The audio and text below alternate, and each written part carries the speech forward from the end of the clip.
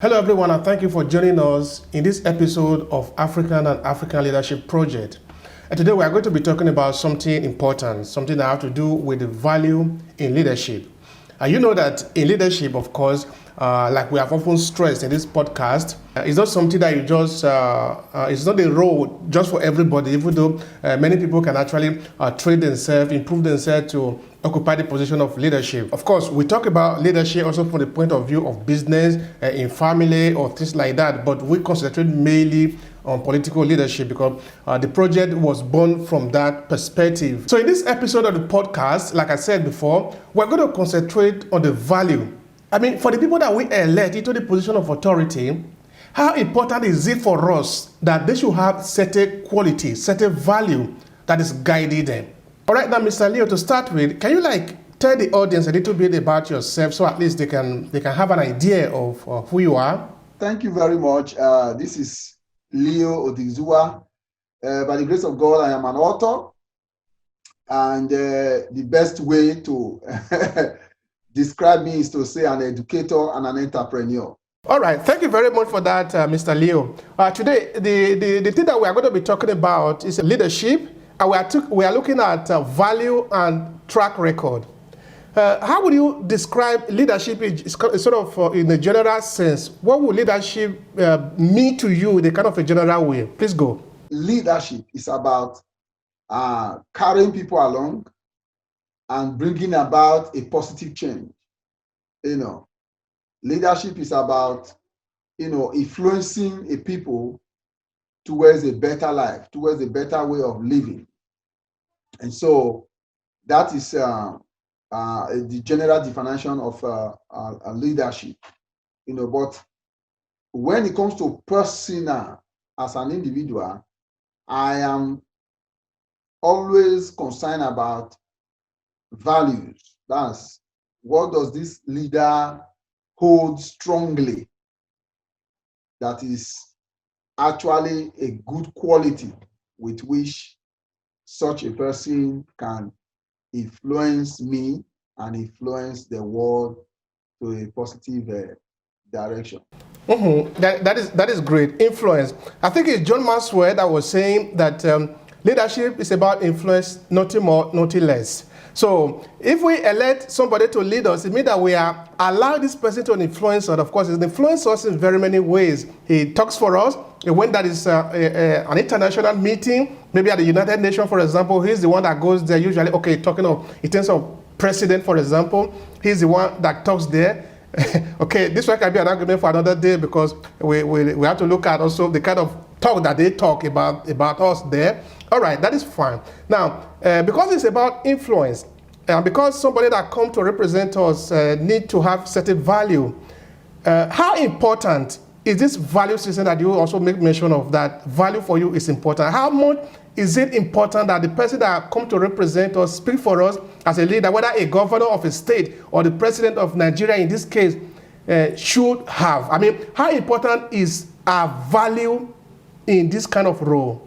Yeah, value is very important because that is actually the foundation block, the hidden side of leadership. Values is what the leader values, what he holds strongly. Take, for example, somebody like Nelson Mandela, who spent 27 years in prison.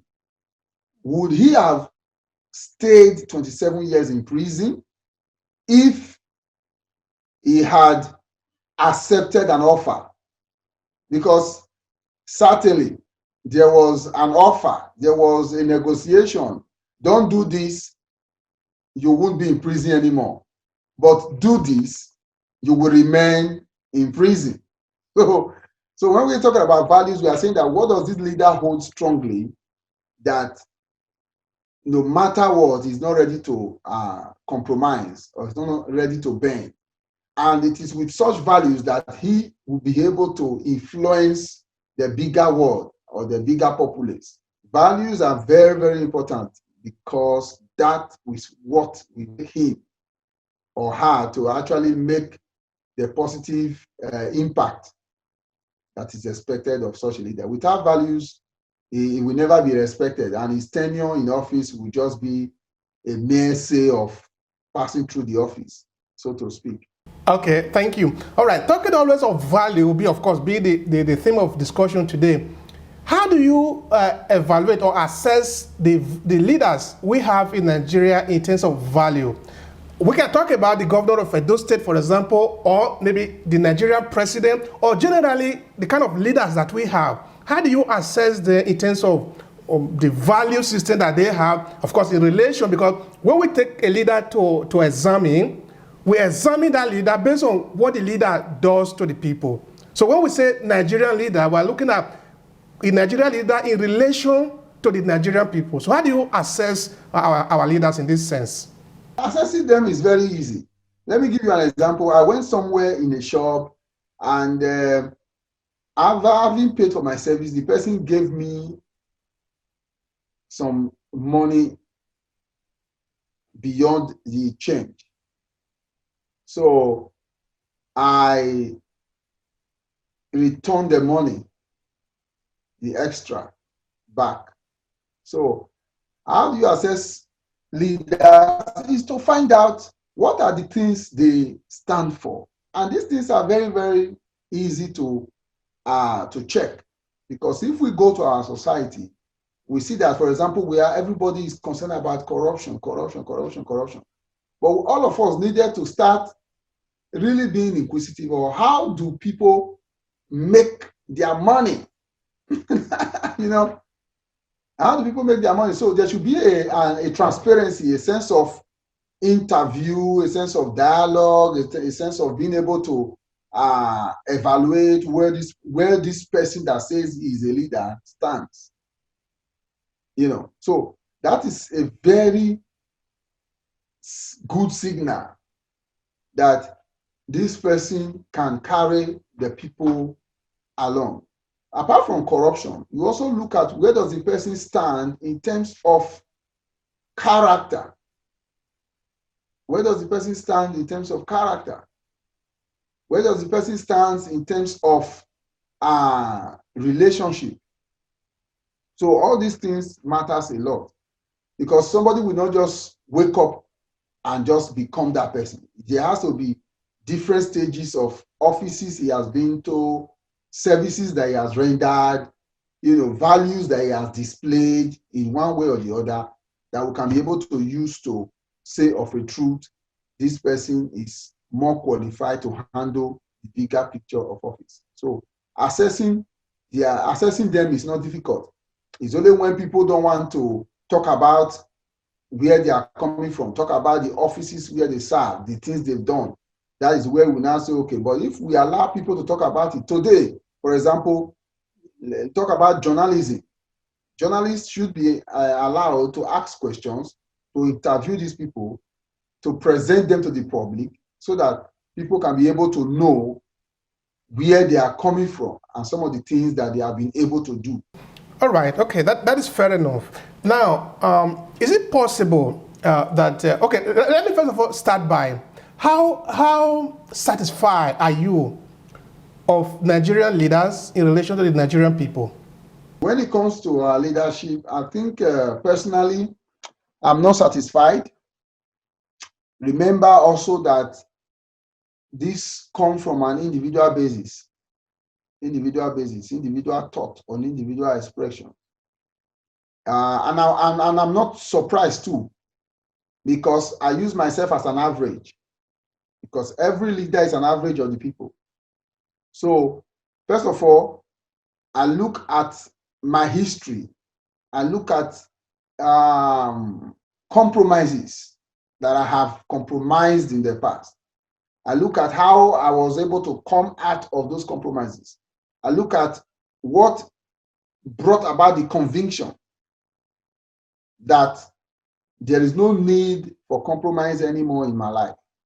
So by the time I use that alone as a case study, and I look at other Nigerians like me who are yet to be awakened to the fact that compromising every day, living the way you like, doing things anyhow, is never going to bring any good result in leadership, in government, then it makes me realize that I am not surprised at where Nigeria is or at where our state is. So that's the reason why I would say I'm not satisfied. And I'm also saying that it is not that I'm trying to push all those dissatisfaction on the current government, but I'm trying to say that it has to do with the average of who we are as a people, as a tribe. That if on individual basis we can be awakened to our individual responsibilities, that alone will now help. It's just like, for example, let me give you an example now. Okay, as an individual, if the governor, decides to come to my house and say, okay, there is some money that I can give you as a gift or as a token, will I accept now? If it's before, I will accept. But now we say, okay, this money is for the general public. Why should I accept? You see the change. But most people who want a governor there or a leader there might just be interested in the benefit, just the benefits that they are going to get from the governor or from the leader. So you see that the perspective is not the same. Is it not J.F. Kennedy or Abraham Lincoln that said, one of the leaders that said, do not think of what the country is going to do for you. Think of what you are going to do for the country. So majority of people are concerned about what to get, what to benefit, without thinking of what to give, what to put in terms of character, in terms of integrity, in terms of effort. That is a challenge, and that is what we have to resolve as a people, because now it falls on the table of the people, because every single Nigeria is very fast in blaming the administration, the government, and which of course are performing poorly. So, but what you are saying in here now is that is actually a representation of the Nigerian society, a representation of the Nigerian people. Does it mean we are in a kind of a hopeless situation in that the people are they are the one that produce the government of their kind? Therefore, their government is a representation of them. Does it mean we are sort of locked in this situation, or is there a sort of a way out? What do we do now? Okay, so in the case of Nigeria, looking at the Nigerian government, that is sort of a representation of the Nigerian people, and the performance is too poor. What do we then do? What do we do? Do we wait for the government to change the situation, or should the Nigerian people change the? Where do we start from in this case? I think we both sides can help.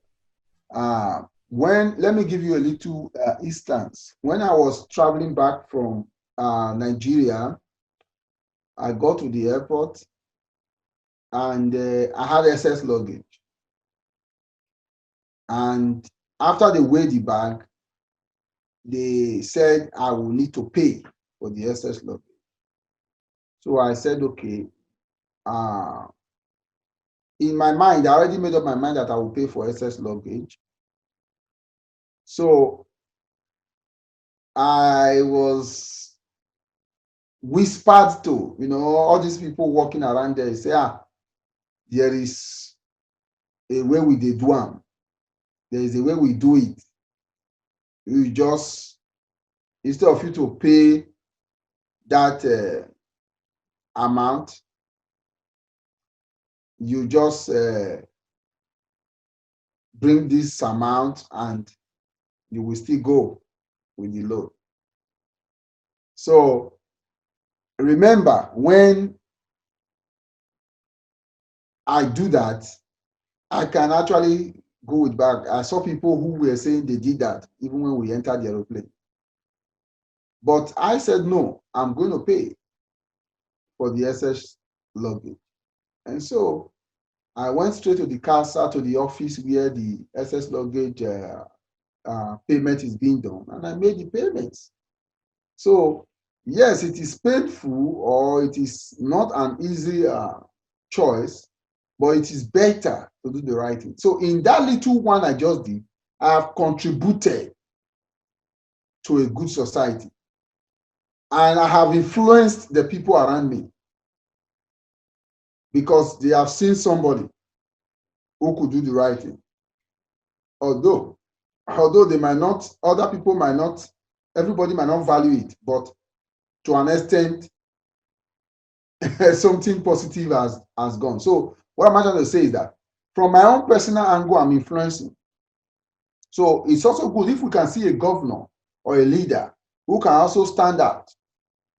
So it will now be coming from both ends, from the people and from the leadership. The only thing I have observed is that most of the good leaders, the few ones that want to stand out, we also have a lot of bad political leaders who will use their money, who will use fake news, false accusations, different things to force out the good one, just like what played in those state politics, that became like a tug of war, So those cases are really, really there where people tend to oppress the good ones. I read in a book where a man said, in a corrupt society, the good ones are always having tough time. While in a good society, in an incorrupt society, the corrupt ones will be having tough time. So you see that it's an opposite statement. Where you have corrupt society, the good ones will be having tough time because they will be suppressing them. But when you come to a good society, an incorrupt society, you see that the corrupt ones, the bad ones, will be having tough time. So, but the summary of what I'm saying is that the little we can do, there is hope. If we can have few people who can become awakened and say, let me do the right thing, whether I'm in the airport, whether I'm at the police station, whether I am at a place where I need to, render some services, instead of looking for shortcuts, easy way out, let me do the right thing. I think with that little steps, we can be able to raise up the expectation of the general public. All right, thank you very much. We just touch a little the second part of the argument, the second part of the problem, which is the track record. Then I'll just ask you a few things about the solution, then we are done, because I know we already spent so much time here today. All right, now, because the leadership position is very attractive, very important, it's very vital, it's so vital for the survival or the progress of a society, it is not an office just for everybody, no? And so that is why when we were talking before, you made mention of track records, in that before we get somebody into that position, we need to be able to sort of do our homework, the minimum as an individual. But to the people who are the kingmaker, they need to really understand that this individual that is coming to this position is qualified. Sorry to use the word, is qualified. It's not leadership by birth. This is leadership by representation. It's democracy. It is not because I am the son of Oba, so I will become the next Oba. No, that is a different kind of system. This is called Federal Republic of Nigeria. It is the Nigerian people that elect their leader. It is not because the leader was born from a particular tribe or he knows who knows what. It must be based on your deliverance, because the future of this country depends on you. If that is the case, what should the Nigerian people do? I mean, the average, let's say the individual Nigerian do in terms of trying to find out, do our track, because the society, I believe, is a living thing, where every part of it should be living, in that it's like a body. The ear is a living thing of its own. It is responding to the entire human nomenclature. The eyes is another part of its own. The function of the ear is not the same function of the eyes. The same is true of the mouth, the hand, the legs. So the Nigerian government cannot do all the work. The Nigerian Secret Service cannot do all the work. The police cannot do all the work. The army cannot do all the work. There is part of the work for each and every Nigerian. You are a journalist, you are a writer, you are a pastor, You are an imam, you are a traditional ruler. How are you contributing to a better Nigeria? So in terms of the track record, how should we help, the individual Nigeria, in making sure that we do not blindly bring a thief to become our leader, or an irresponsible individual? Because this person grew up, he lived among us, we know him. I think what every one of us should be doing now is we should be more concerned with results. That's just it. When your child starts school, every year they bring results. Every year. So every one of us should be concerned about results. Let's not be suppressing results, because all of us does not have the same level of intelligence. Some people are more intelligent than some people. So the Nigerian sector, everybody is just talking about, it's like everybody is just talking about politics, but people are not talking about results. They are two different things. Politics, then first results. Results, what I mean by result, performance. Is this person capable? Is he able? That's why you see that there are a lot of drunkards, hoodlums, armed robbers. People are becoming politicians. They just agberos, they just fall in. Because I am concerned about results. Now, if I see that you don't have the result, like I said, I have my personal values. So your leadership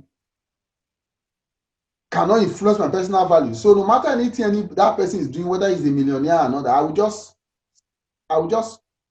abandon the person. So the mistake, let me just quickly say something. One of the mistakes we are making as a people is that everybody is just talking about politics. Leadership is even far from politics. Politics is part of it, but it's really far. So if you look at the world we are living in today, for example, there are some terms that some of our leaders don't even know about. I'll give you an instance. In 2016, between 2016 2017, there was this the rise of cryptocurrency, the blockchain. And when they were discussing, somebody, a very close friend of mine in church, was the first person that started introducing me to it. So then I will go to the internet and make my research. I discovered that the price was going up. So he will be telling me, buy, if you don't buy this thing. I will say, is this not 419? After reading, I discovered the way the thing was going up, one Bitcoin got to about 3,000 something. I said, so I just decided, I said, no, this thing, enough of doubting and wondering whether it's true or not true. Then I registered myself, everything in the blockchain, and bought my own quarter, the one that some little money that I have. So since 2017, I think by the time I finally bought, it was already 4,000 euros for one Bitcoin. So 2017, it was just there. What I bought was there, like that. And as at yesterday, one Bitcoin, I'm looking at CNBC in the news, one Bitcoin is about $33,000. And they are still forecasting. Yesterday, they forecast and predicted that the Bitcoin is still going to run to about $146,000 per Bitcoin. So I went to I said, this thing I bought since 2017. So I went, checked my email, I called him, I called my friend. I said, look, the Bitcoin I bought, I said, he called me, he said, look, I said, okay. I went to go and check. So I discovered that the money I used to buy, I had made 150% of what I put there. So I told him, I said, first of all, let me enjoy the little profit I made first. I said, so what I need to do is to withdraw my 150% and still leave the capital there. The same amount I used to buy in 2017 to still be there. So I actually went and I withdraw. I said, when I hold the money in my hand, I said, wow. So this little story I just told you now, there is a leadership drive that has gone beyond just politics. So people are just in politics. So, and they are not into other things. There is other sectors that is booming, that is evolving, that is coming up, and people are not even aware, but they will just be politics. In fact, I have seen a future where politics will no longer have relevance. It will only just be title. Now, the coronavirus you are seeing today is beyond politicians because they are running to look for solution up and down, but there is a drive, there is something that is happening that people are not aware of. There is a drive to combine biotech with infotech. That's what is happening in the secret. They want to, there is a drive to combine human beings with technology. So, and this thing, there are leaders. You cannot hold them to ransom. Why did I tell you about blockchain, the cryptocurrency? The politicians, you cannot go anywhere now, go and hold somebody to ransom about the cryptocurrency. So the technology world, there is a leadership boom going on in the technology world. There is a leadership boom going up even in, people have not even, there are some leaders, they have not heard the word genetic engineering. Little sectors I just mentioned now, they are all evolving, they are all coming up. You know, there is what they call the artificial intelligence. So these sectors is taking over. That's the world is heading towards that, and people are just talking about politics. So what am I trying to say is that politics is a term that we are still, the general population or the general people is like they are used to it. So many of these politicians are just fighting within it because of their selfish interest. But the true leadership drive is beyond politics. And so we need to begin to raise awareness. We need to begin to talk more about leadership, bring out all the different sectors. So if Nigeria can come up with a way of, let me just give you another example. Now, there was this riot that happened last year about SARS, NSARS. Do you know why? Because the Nigerian politics, they are far from the technological world. Now, they talk about the Yahoo boys. They talk about 419. These things are now driven in technology. You see, people see them in the computer and they just hack into accounts. And when they hack into accounts, they withdraw millions into their account. Now, the Nigerian government are just sitting down there, thinking politics. Somebody is using his intelligence. So how do we now have leaders who are going to be ahead of all these different sectors that we are talking about now? How do we have leaders who are going to be ahead in other sectors? Yes, we are just using titles and offices to just be playing. My concern is that we should begin to talk about performance. We'll say 5 years ago, what was this person's performance? 10 years ago, what was his performance? 3 years ago, what was his performance? We should be looking at year in, year out performances so that we can know where this person is at a given stage. And any leader that is trying to hide from performance or that is trying to suppress performance, we should just rule that leader out. So let every Nigerian become concerned. If I know that you are more intelligent than me, I should appreciate you and encourage you to do more. I should not suppress you. And once we see somebody who is having performance, who performed last year, let's give the person more courage.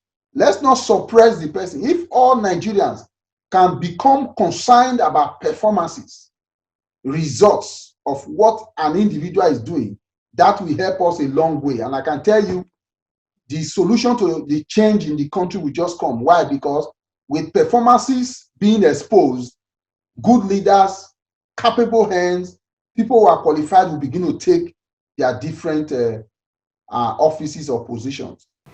Thank you very much, Leo. This has been really very interesting because, in fact, that is that is the central part of the entire argument, no? In that there is a role that each and every one of us need to play in this project of our survival, because it is the survival of our people that we are talking about.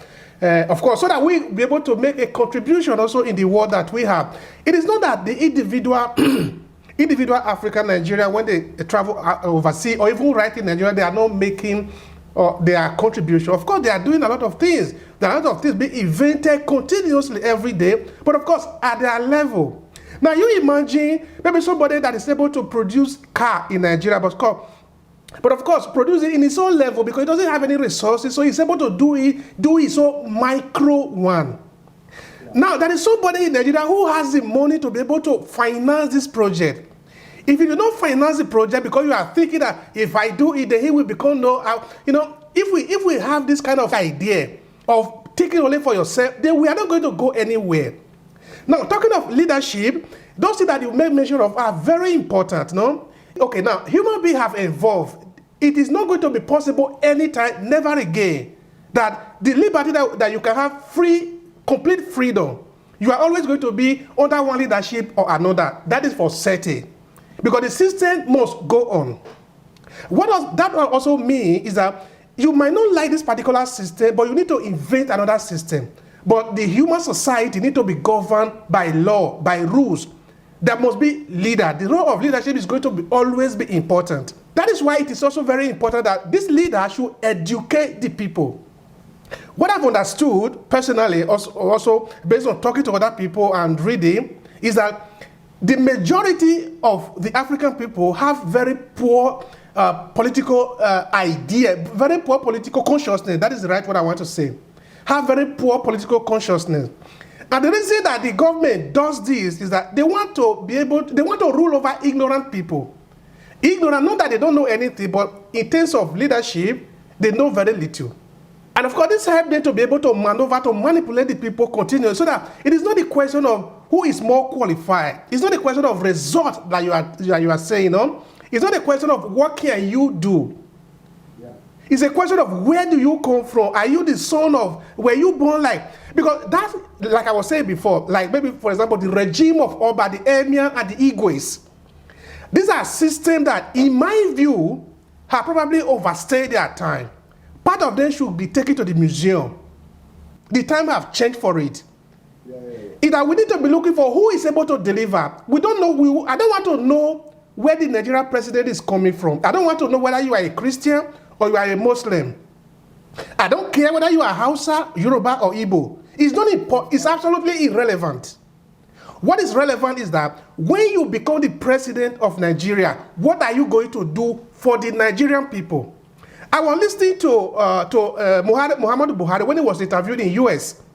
He was saying something like, okay, you see, some people that voted for me, you can't expect, when people voted for me less, you can't expect that I should treat them the same way with people that voted for me more. I said, oh, what kind of a leader are you? You are the leader of Nigerian people. The reason that you maintain democracy, the reason that the opposition necessarily need to be maintained, otherwise there is not going to be check and balance. You cannot just have only PDP in Nigeria and they continue to win election, for example. It's no longer democratic. Like, for example, maybe like what they have in Cameroon, where Paul Biya is always the president. He always wins. What kind of a democracy is that? We need everybody. We need all the brains. We need what is called mastermind. All the minds of the people need to be put together for the interest of the Nigerian people.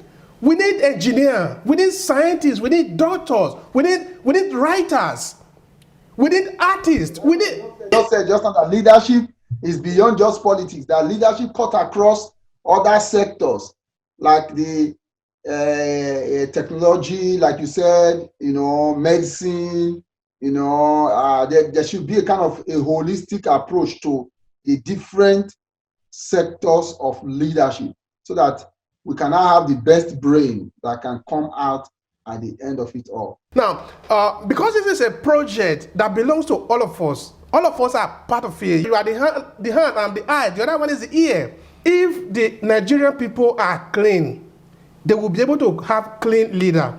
If Obama rises up in Nigeria, he will perform like every other Nigerian person or Nigerian government. So how do we sort of clean up ourselves so that we can have a clean leader?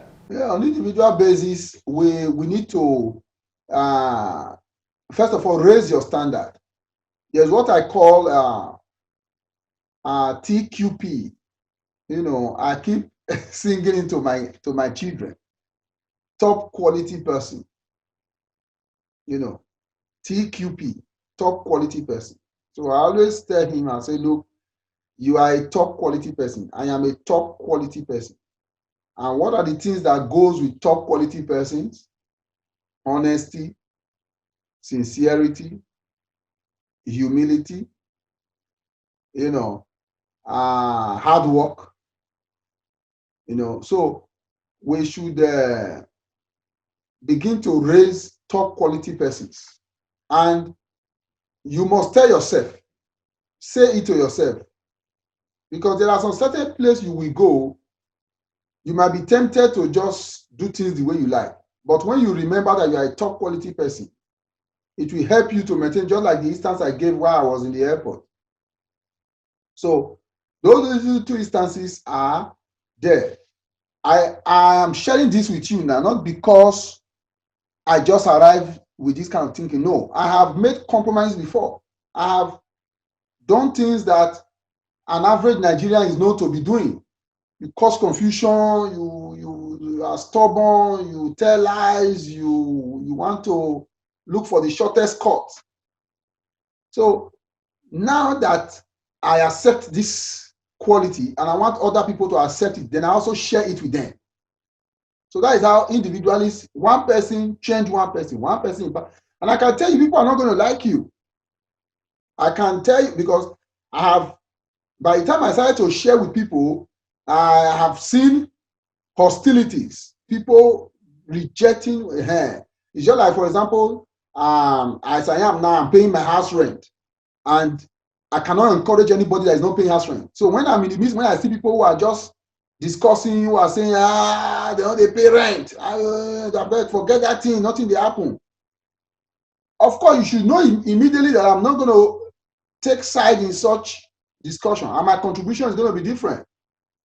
Like people running to the UK and they are not paying house rent, they know they are going to go, then they will not be taking money to the landlord, and they spoil the names of Nigerians here. So by the time you share something like that, those people who are doing those things, some of them are even preparing to do it. They hear you say something like that, they will be angry. Then they will paint it to like you are criticizing them going to the UK or relocating. But that is not the question. The question is, how are you relocating? So if you do something wrong in the land, if you spoil the image of your people, of your tribe in the land, and you are happy about it, what kind of person are you? So we all have to raise up this standard of top quality persons. Let me just ask a question. How did you think that the Europe or the America or the England or everybody is rushing to go to fight? How did they get there, and how are they still where they are today?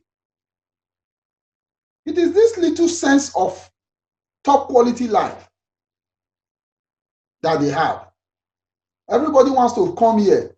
And even so many people, when they now come here, they are still even ready to spoil the place. So let's encourage one another. Let's tell ourselves this truth.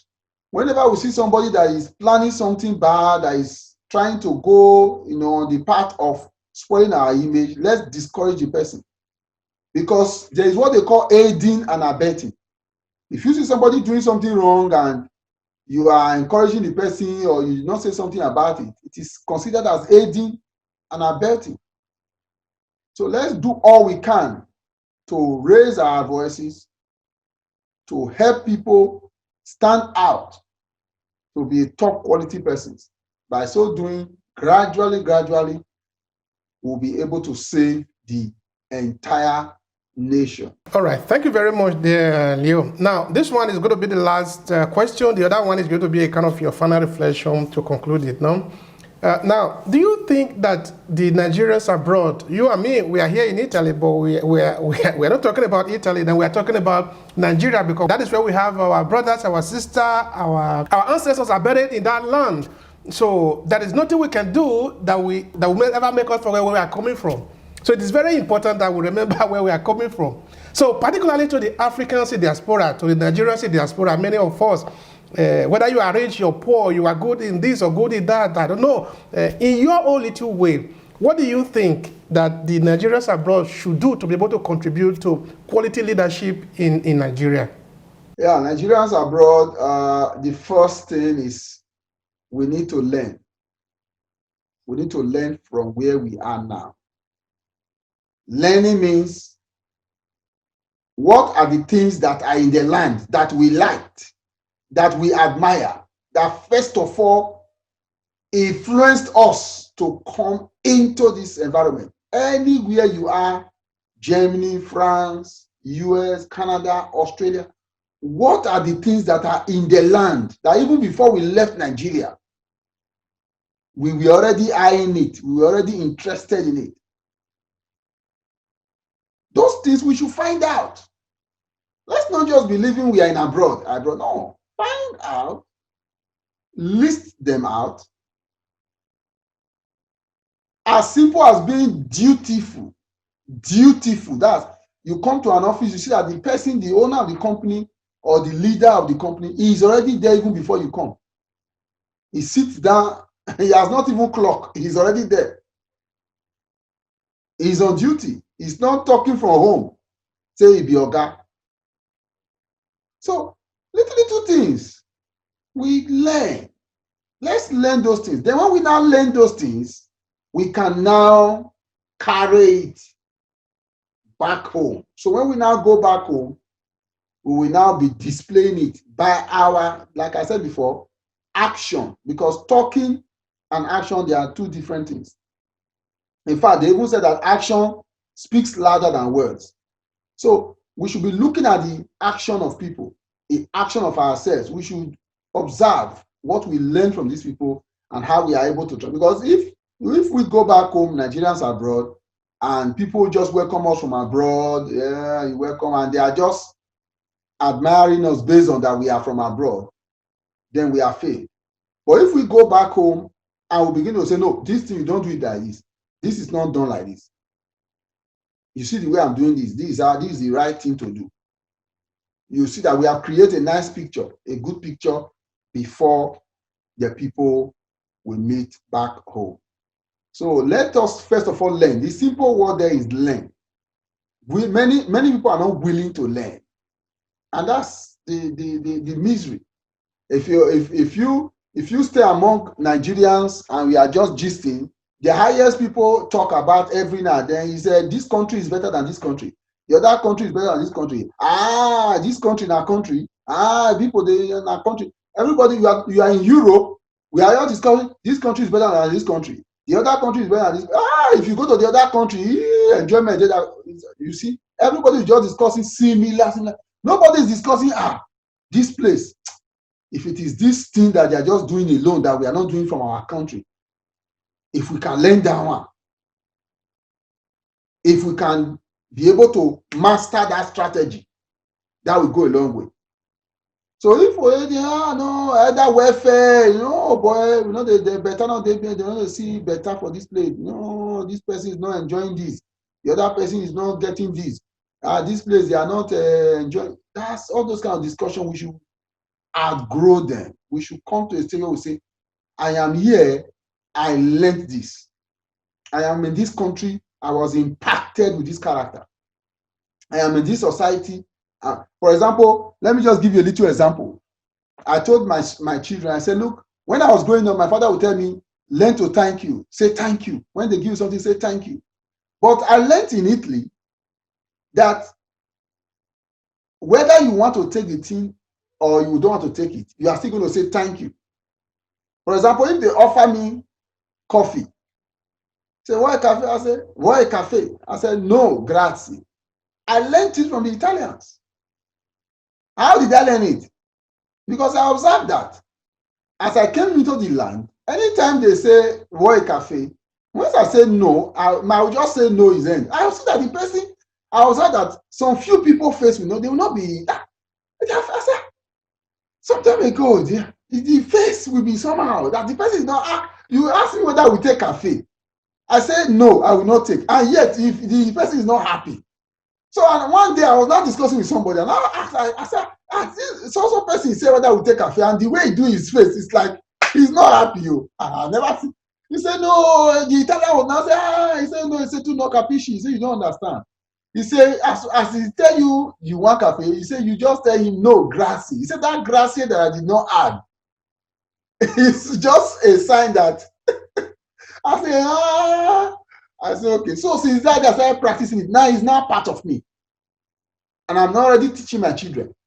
If somebody say, I said, do you want me to give you €2? If you don't want, you see, say, no, thank you. No, thank you. You are not only saying thank you when you accept.